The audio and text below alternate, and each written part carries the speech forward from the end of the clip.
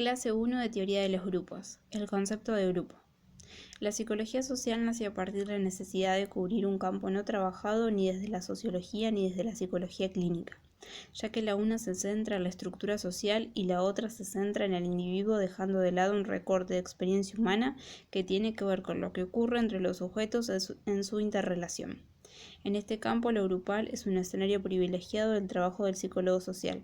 Para un primer acercamiento al respecto, proponemos en esta clase los desarrollos de dos autoras, Beatriz Aquino y Silvia Macco.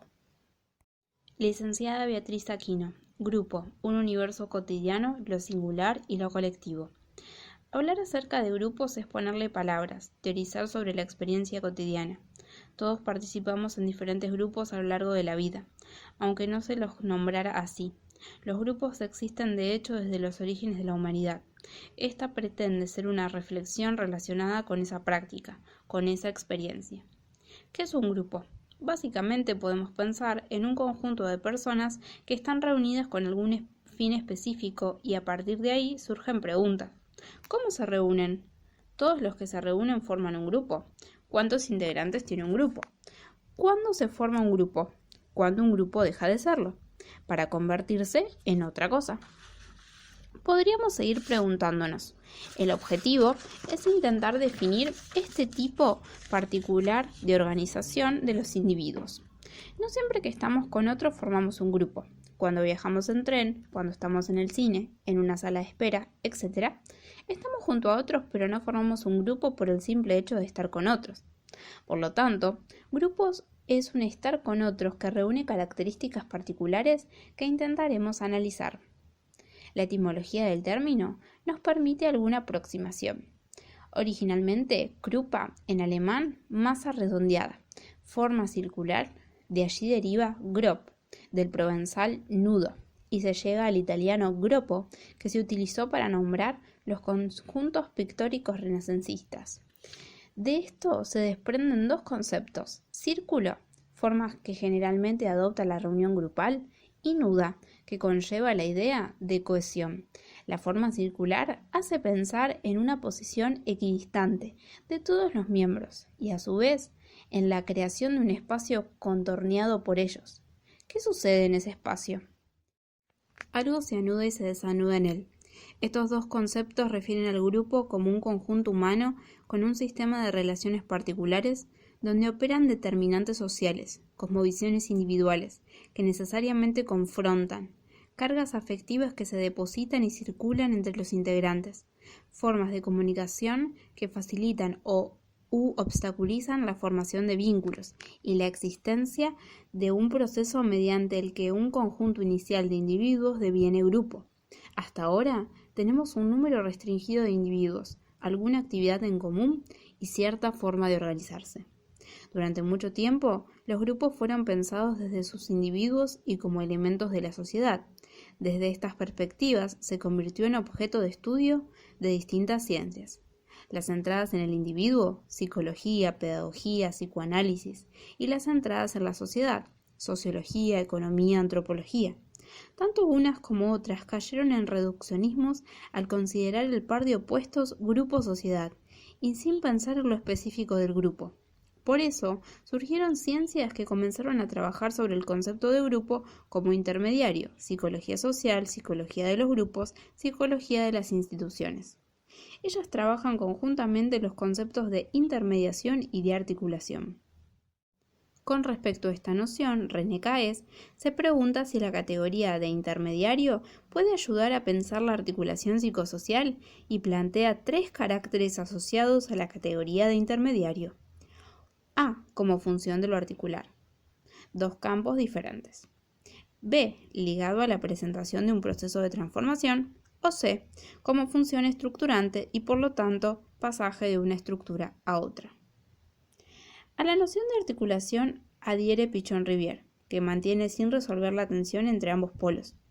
Plantea que horizontalidad, lo colectivo, y verticalidad, lo singular, no se subordinan una a la otra, sino que en el cruce de ambas adviene emergente.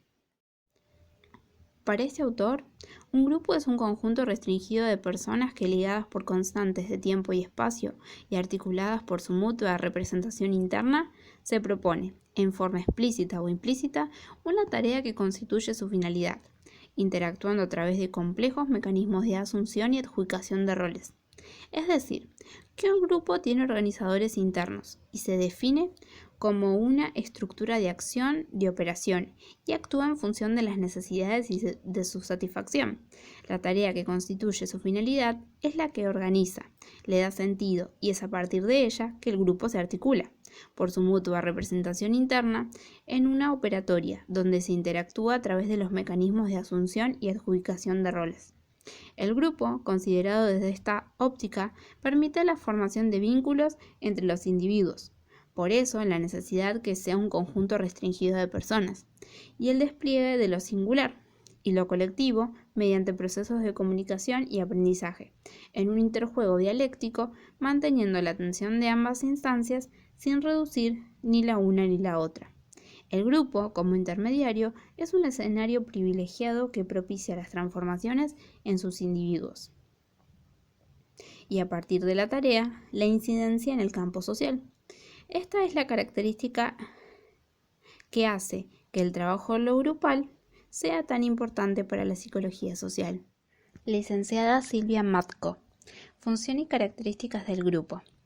Los grupos, dijimos, tienen una función y una potencialidad en su condición de intermediarios entre los individuos y la sociedad.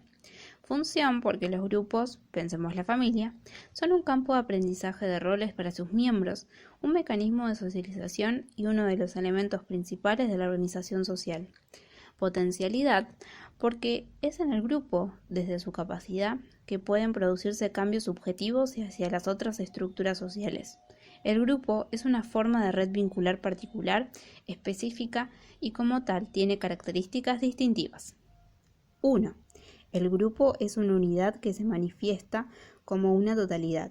Esta propuesta grupal fue enunciada y trabajada fundamentalmente por la teoría del campo general y en particular por Kurt Lewin, quien definió y caracterizó al grupo por su totalidad y por la interdependencia entre sus miembros. 2. El grupo se presenta como una dinámica, como un proceso en continuo movimiento. La dinámica del grupo es función de una energía que se desarrolla a partir de los integrantes y que se expresa en las relaciones intragrupales y en la actividad del grupo como totalidad. 3. En todo grupo coexisten fuerzas contradictorias. Unas tienden a favorecer la cohesión grupal y otras hacia la desintegración. La conducta grupal tendería a resolver las tensiones positivas y negativas, a la búsqueda de un equilibrio entre las fuerzas del conflicto.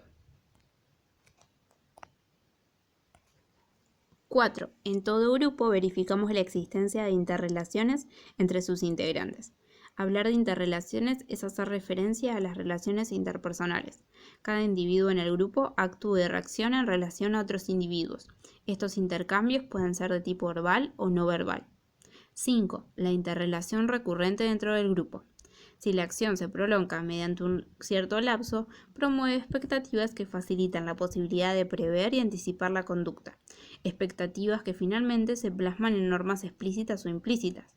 En el pequeño grupo surgen así normas tácitas que conforman el marco de referencia grupal, a partir del cual los individuos regulan su conducta dentro del mismo.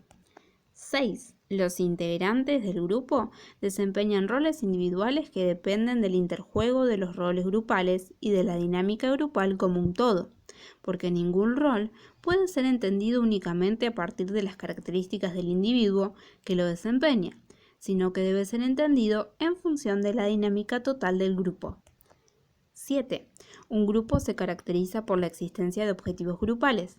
Para la perspectiva psicoanalítica, los objetivos grupales pueden ser explícitos o implícitos, ya que uno, el plano de lo manifiesto racional, consciente; otro, un plano no manifiesto, latente inconsciente. A su vez, los objetivos de cualquier grupo pueden ser públicos o privados, objetivos compartidos por todo el grupo o exclusivos de algunos de los integrantes y a su vez reconocidos o no. 8. En el grupo existen sentimientos y emociones compartidas. Esta propiedad fue enfatizada por Moreno. Esta característica apunta también a la emergencia de una estructura informal, resultante del interjuego afectivo de sus integrantes. Informal porque no está determinada formalmente desde el principio y porque surge de la interrelación, de la atracción, del rechazo, del acercamiento entre los miembros. 9. La situación de grupo favorece la emergencia de deseos y fantasías que contribuyen a la formación de un campo imaginario que se manifiesta por el surgimiento de la ilusión grupal.